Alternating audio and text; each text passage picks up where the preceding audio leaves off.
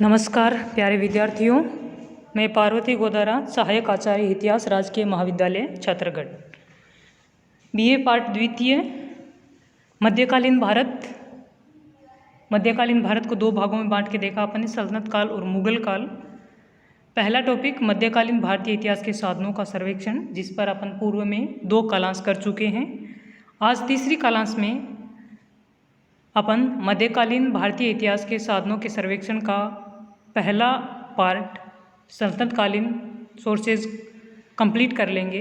तो सल्तनत कालीन भारतीय इतिहास के साधनों के सर्वेक्षण में अपन ऐतिहासिक सोर्सेज का अध्ययन कर रहे थे, तो उसी क्रम में इस कालांश को कंटिन्यूस करते हैं।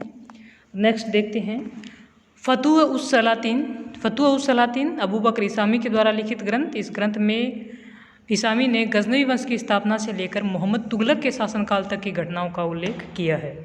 मोहम्मद तुगलक अपने 5 अभियानों के लिए बहुत प्रसिद्ध रहा, जिसमें पहला था उसका राजधानी परिवर्तन। 1327 में दिल्ली से दौलताबाद जो राजधानी परिवर्तन उसने की, तो राजधानी परिवर्तन की प्रक्रिया में इसामी और उसके पिता को अपार कष्ट सहन करने पड़े थे।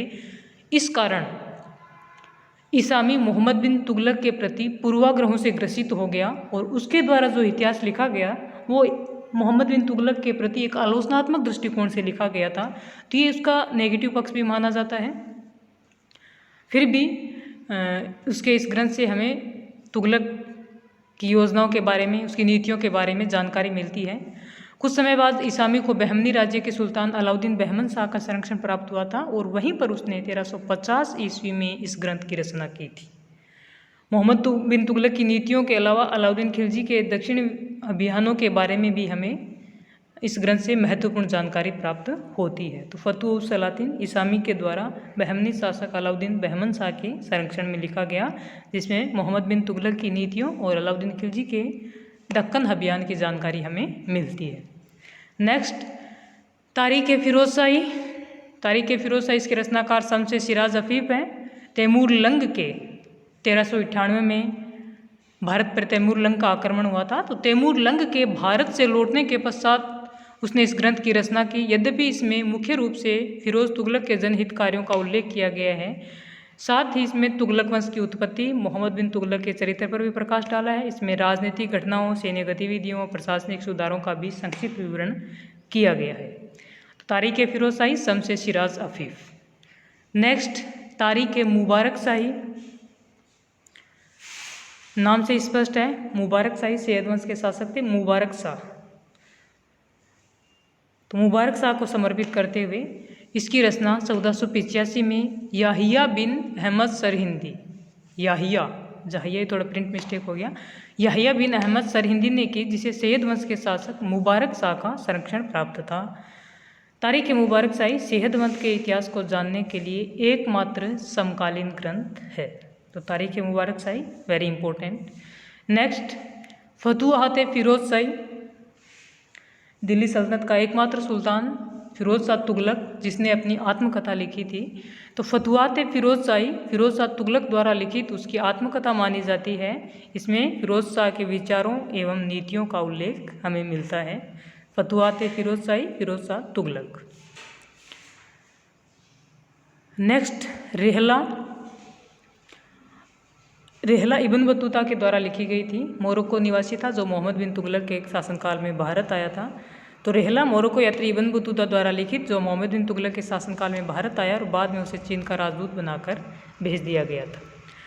तो ये सल्तनतकालीन भारतीय इतिहास के प्रमुख ऐतिहासिक सोर्सेज अपन ने देखे, जिसमें मुख्य रूप से चर्चनामा जैसे शुरू के जो ग्रंथ थे, सिंध के प्रति जो अरबों के अभियान थे उनकी जानकारी, उसके बाद दिल्ली सल्तनत की स्थापना के क्रम में, शासकों के क्रम में, यहाँ की राजनीतिक व्यवस्था के क्रम में विभिन्न ग्रंथ देखे। अमीर खुसरो की रचनाएं, जियाउद्दीन बर्नी के ग्रंथ, फिरोज शाह तुगलक के द्वारा खुद की आत्मकथा लिखी जाना। तो ये प्रमुख ऐतिहासिक सोर्सेज सल्तनत काल के अपन अध्ययन किए। अब इन ऐतिहासिक सोर्सेज के इतर सल्तनत काल में कुछ विदेशी यात्री भी भारत की यात्रा पर आए थे और उनके द्वारा भी अपना यात्रा वृत्तांत लिखा गया। उसी यात्रा वृत्तांत के क्रम में यहाँ के इतिहास की जानकारी हमें प्राप्त होती है। तो विदेशी यात्रियों के वृत्तांत के रूप में अपन अध्ययन करते हैं कि कौन कौन से प्रमुख थे। तो विदेशी यात्रियों के वृत्तांत, सबसे पहले इब्न बतूता। इब्न बतूता अपन ने जस्ट अभी पढ़ा कि रेहला इब्न बतूता के द्वारा लिखित पुस्तक थी। तो इब्न बतूता, इसका जन्म 1304 ईस्वी में मोरक्को के टेंजियर नामक नगर में हुआ था। तो मोरक्को निवासी था इब्न बतूता। उसे अरबी भाषा का अच्छा ज्ञान था, इस्लाम के धर्म व न्याय दर्शन का विशेषज्ञ था। मोहम्मद बिन तुगलक के समय में भारत आया था और इब्न बतूता ने किताब उल रेहला नामक ग्रंथ में अपनी यात्रा का वर्णन लिखा, जिसमें उसने मोहम्मद बिन तुगलक के चरित्र, उसकी उपलब्धि, योजना तथा अन्य घटनाओं के संबंध में प्रकाश डाला था। तो इब्न बतूता पुस्तक का नाम, उसका जो यात्रा वृत्तांत लिखा गया, किताब उल रेहला में लिखा गया था। Next Marco Polo. Marco Polo Venice Italy का शहर है। तो वेनिस का निवासी था, जिसने 13वीं शताब्दी में चीन व भारत की यात्रा की थी। चीन व भारत, ये पढ़ना है यहाँ पे, भारत की यात्रा की। भारत में उसने दक्षिण भारत के अनेक स्थानों का भ्रमण किया था, Marco Polo. Next Abdul Razzaq. Abdul Razzaq 1442-43 ईस्वी में भारत के राजदूत के रूप में विजयनगर की राज्य की राजधानी में रहा था। उसने विजयनगर की राजनीतिक, प्रशासनिक, आर्थिक व सांस्कृतिक दशाओं का वर्णन किया है। आशीर्वादी लाल श्रीवास्तव के अनुसार उसके द्वारा लिखे गए ग्रंथ के अध्ययन के बिना विजयनगर राज्य का कोई भी इतिहास संपूर्ण नहीं माना जाता। तो अब्दुल रज़ाक का विवरण का वर्णन विजयनगर के इतिहास में महत्वपूर्ण योगदान रखता है। इब्न बतूता मोहम्मद बिन तुगलक के समय, किताब उल रेहला। मार्को पोलो, इसने भी दक्षिण भारत की यात्राओं का वर्णन किया। अब्दुल रज़ाक विजयनगर का भ्रमण किया और विजयनगर के इतिहास को समझने में इसके विवरण का महत्वपूर्ण स्थान है। नेक्स्ट है निकोलो कोंटी। निकोलो कोंटी, ये भी इटली निवासी था। 1520 ईस्वी में भारत आया था। सॉरी, ये प्रिंटिंग मिस्टेक है। तो 15 से 20 नहीं, 1520 ईस्वी में निकोलो कोंटी भारत आया। उसके द्वारा लिखा गया वृत्तांत अब्दुल रज़ाक के समान है। उसने भी विजयनगर के निवासियों के रहन सहन, समाज, उनकी परंपरा, जीवन शैली के बारे में लिखा है। तो अब्दुल रज़ाक, निकोलो कोंटी, विजयनगर का वर्णन। नेक्स्ट है एडुआर्डो बारबोसा। बारबोसा 1516 ईस्वी में उसने विजयनगर व दक्षिण भारत के कुछ अन्य प्रदेशों की यात्रा की। उसका वर्णन भी महत्वपूर्ण माना जाता है। तो ये विदेशी यात्री थे जो सल्तनत कालीन भारतीय इतिहास, या फिर यूँ कहें कि 14वीं-15वीं शताब्दी में जो प्रांतीय राज्यों का उद्भव हुआ था, विजयनगर, बहमनी, उसके समय जो विदेशी यात्री भारत आए और उस समय का जो इतिहास इनके द्वारा लिखा गया था। तो सल्तनत काल में ऐतिहासिक सोर्सेज के साथ विदेशी यात्रियों के वृत्तांत भी उपलब्ध हैं, जो यहाँ के इतिहास को जानने के महत्वपूर्ण साधन हमें उपलब्ध करवाते हैं। अब अपन देखेंगे कि मध्यकालीन जो फारसी इतिहास लेखन हुआ, उसकी अपनी कुछ सीमाएं थी। क्या सीमाएं, क्या कमियां रह गई, या फिर इतिहास के साधनों के रूप में उनका अध्ययन करते समय हमें किन बातों का ध्यान रखना चाहिए, इन चीज़ों का भी अध्ययन अपन नेक्स्ट टॉपिक में करते हैं। तो मध्यकालीन ऐतिहासिक साधनों की सीमाएं, इस सीमा में ऐतिहासिक साधन प्लस जो विदेशी यात्रियों के द्वारा विवरण दिए गए, दोनों को साथ में रखते हुए दोनों की सीमाएं यहाँ वर्णन किया गया है। किसकी क्या कमी थी, सेल्फ अंडरस्टूड रहेगा। इसमें पहला पॉइंट, जो अधिकांशतः ग्रंथ थे वो मुसलमानों द्वारा लिखे गए, क्योंकि सल्तनत काल की जो मुख्य भाषा थी वो फारसी थी, राज दरबार की भाषा। तो ज़्यादातर जो इतिहास लेखन किया गया वो फारसी भाषा में किया गया। तो ये सबसे बड़ी समस्या कि जन इतिहास की, जन सामान्य की जो भावनाएं थी, उनका जो विचार थे, उनकी अपेक्षा की गई। तो पहला टॉपिक यही है, पहली सीमा यही है कि अधिकांशतः ग्रंथ मुसलमानों के द्वारा लिखे गए, अतः इनमें हिंदुओं की विचारधारा तथा भावनाओं के बारे में बहुत कम लिखा गया। तो सामान्य सी बात थी, राज दरबार की भाषा फारसी थी, अल्पसंख्यक शासक वर्ग था, जबकि बहुसंख्यक जो जनता थी वो हिंदू थी।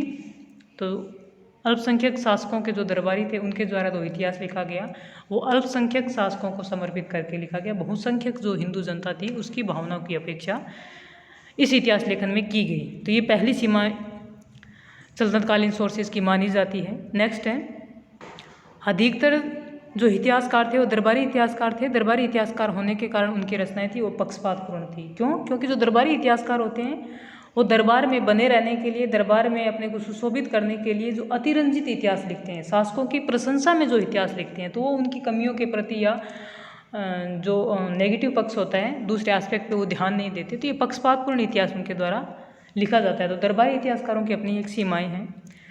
नेक्स्ट, सामाजिक व सांस्कृतिक जीवन पर प्रकाश डाला गया। इसमें ये पढ़ना कि सामाजिक व सांस्कृतिक जीवन पर प्रकाश नहीं डाला गया, उसके स्थान पर युद्धों का विस्तृत विवरण किया गया।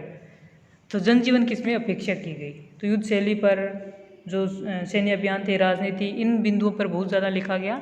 सामाजिक आर्थिक जो पहलू थे, रहन सहन, आचार विचार, खान पान, इन पर ज़्यादा ध्यान नहीं दिया गया। तो ये जन सामान्य की इसमें अपेक्षा की गई थी।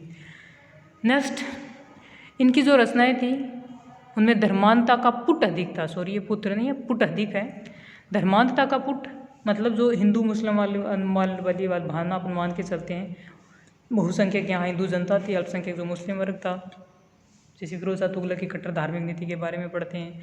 हालांकि उनका उद्देश्य विभिन्न इतिहासकारों के द्वारा अलग अलग बताया गया है। शासक वर्ग को अपना शासन स्थापित करने के क्रम में अलग अलग प्रकार की नीतियाँ अपनानी पड़ती है, अपने पर्सनल मुद्दे त्यागने पड़ते हैं। फिर भी माना जाता है कि जो ये सल्तनतकालीन इतिहासकार थे उनमें धर्मांधता का पुट अधिक था, वहीं भौगोलिक ज्ञान में इनका अभाव था। इस काल में अनेक मुद्राएं प्राप्त हुई है, किंतु अभिलेखों की संख्या नहीं के बराबर है, क्योंकि अभिलेख भी एक महत्वपूर्ण सोर्सेज होते हैं इतिहास लेखन के, तो उनकी कमी होना भी इतिहास लेखन की एक सीमा मानी जाती है। अब जो विदेशी यात्रियों ने जो वर्णन लिखा, तो उसमें कुछ यात्रियों ने कुछ जो विवरण दिया वो सुनी सुनाई बातों के आधार पर इतिहास लिख दिया, तो ये एक अतिशयोक्ति हो जाती है एक तरह से। तो ये मध्यकालीन भारतीय इतिहास के साधनों की सीमाएं, इनको थोड़ा ध्यान में रखना है। क्वेश्चन किस तरह का आना है उस हिसाब से अपन इसको अटेम्प्ट कर पाएंगे अकॉर्डिंग टू क्वेश्चन। तो मध्यकालीन भारतीय इतिहास के साधनों का सर्वेक्षण, सल्तनत काल के साधन अपन ने पढ़े। तो पहली कालांश अपनी यही कंप्लीट होती है। जब मुगल काल स्टार्ट करेंगे तो मुगल काल से जस्ट पहले अपन मुगल काल के साधनों का सर्वेक्षण कर लेंगे। तो अपने BA प्रथम द्वितीय पहला टॉपिक जो अपन 3 क्लासों में कंटिन्यूस किया यहाँ कंप्लीट होता है। धन्यवाद। नेक्स्ट कालांश नेक्स्ट सेशन में रहेगी।